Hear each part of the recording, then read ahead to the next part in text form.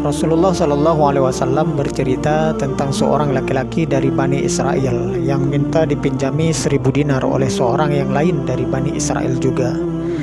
Orang itu berkata, "Berilah aku saksi-saksi agar mereka menyaksikannya." Orang itu berkata, "Cukuplah Allah menjadi saksi." Pemilik uang itu berkata, "Berilah aku penjamin." Orang itu berkata, "Cukup Allah sebagai penjamin." Pemilik uang itu berkata pula, "Engkau benar." Kemudian dia menyerahkan uang tersebut kepadanya hingga waktu tertentu. Lalu peminjam itu berlayar dan menyelesaikan keperluannya. Setelah itu dia mencari kapal untuk dinaikinya menuju pemilik uang, guna melunasi hutangnya dalam waktu yang telah ditentukan.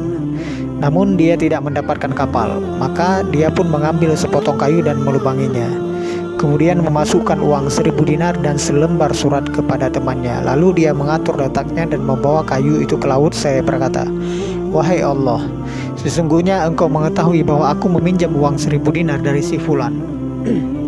Oleh karena itu aku mohon penjamin." Maka aku berkata, "Cukuplah Allah sebagai penjamin." Dia pun setuju denganmu. Dia minta saksi dariku. Lalu aku katakan, "Cukup Allah sebagai saksi." Maka dia pun setuju denganmu. Aku telah berusaha mendapatkan sebuah kapal untuk mengirimkan uang miliknya, namun aku tidak mampu. Sekarang aku titipkan uang itu kepadamu.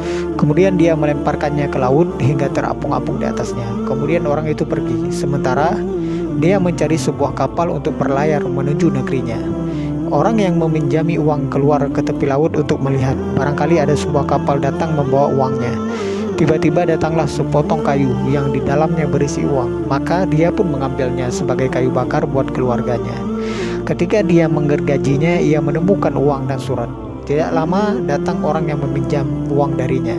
Dia membawa 1000 dinar. Orang itu berkata, "Demi Allah, aku tetap berusaha mencari sebuah kapal untuk membawa uang kepadamu, namun aku tidak menemukan kapal sebelum waktu keberangkatanku kemari."